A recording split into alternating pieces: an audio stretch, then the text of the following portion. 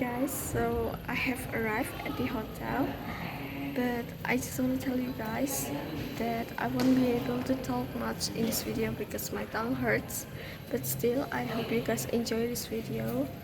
And I also want to explain that lately I haven't posted much. It's because I got a cold and also an allergy where I can't talk much. I can't talk easily, so that's one of the reasons why. So this is a miniature of a temple in the hotel. It's located in front of the hotel near the gate.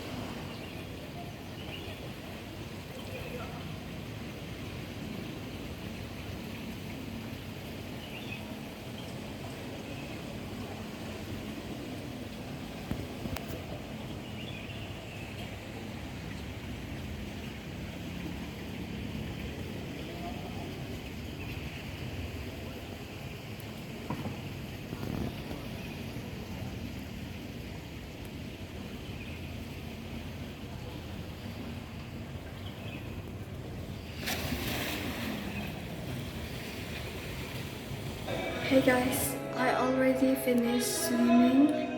I already changed back to my old clothes.